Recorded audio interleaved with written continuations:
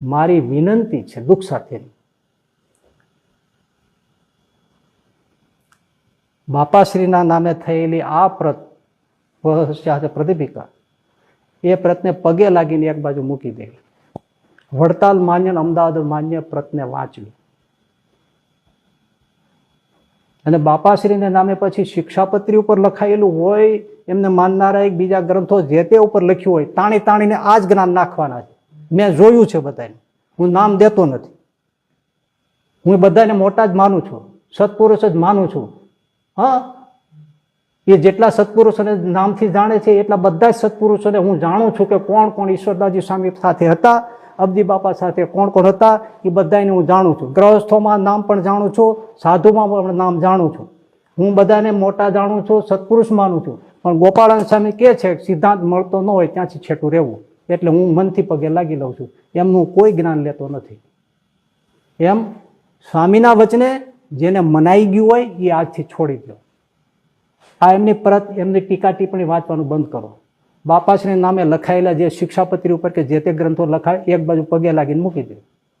વચનામૃત વડતાલ માન્ય, અમદાવાદ કાળુપુર સંસ્થા નરનાથદેવની ગાદી માન્ય, એને વાંચો અને શ્રીજી મહારાજને સિદ્ધાંત બચાવવા, સમજવા, સમજાવવા, એ રીતે વર્તવા, પુરુષોત્તમ રૂપ થઈને ભજન કરવું કરાવવું. અને હવે તો મહારાજ છે ને એ જ હાલે છે ને એ ચાલે છે એ બધું બંધ કરવું શ્રીજી મહારાજના હિતમાં, એના રાજીપા માટે.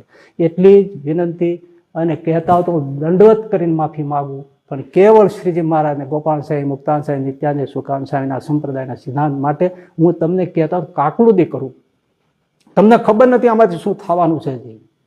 એટલે સંપ્રદાયના સિદ્ધાંતો બચાવો. અને એ પણ આજની તારીખે વિનંતી કરું છું કે જે ગોપાળાનંદ સાહેબની વાતો હોય, વચનામૃત હોય, હરિવાક્ય સુધા સિંધુ હોય, ભક્ત ચિંતામણી આદિ જે ગ્રંથો જે શાસ્ત્રો આપણા વચ્ચે સત્સંગી જીવન, સત્સંગી ભૂષણ, એ બધાને ઓરિજિનલ સ્વરૂપમાં સાચવો. કીર્તનના ઓરિજિનલ સ્વરૂપમાં સાચવો. ઉપાસનાના સર્વોપરીપણે એટલે કે સુધારા કરીને પ્રવર્તન ન કરો. સંપ્રદાયના સિદ્ધાંતના પ્રમાણરૂપ અંશો જતા રહેશે અને ઘાત ત્યારે સિદ્ધિ મહારાજના સિદ્ધાંત ઉપર થશે. માટે તમે ઓવર ન થાઓ.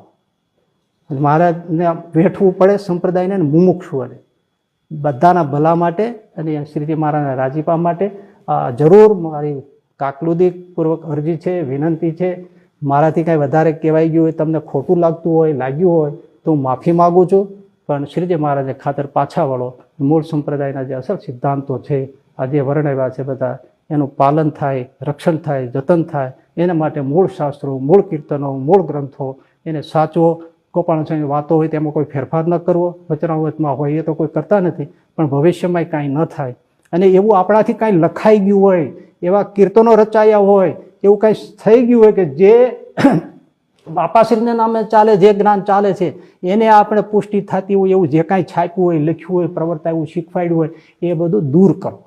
એમાં જ સંપ્રદાયનું ભલું છે. મહારાજને ગોપાળાન સાહેબ બધા સંતો તો રાજી થશે અને એ કામ કર્યું ગણાય છે. પાછલી જે આવતી પેઢી છે એના મોક્ષ છે અને મુમુક્ષને બચાવવાનું બહુ મોટું કામ થશે. એટલી વિનંતી અરજી સાથે, કહેતા આંસુ સાથે પ્રાર્થના કરું છું.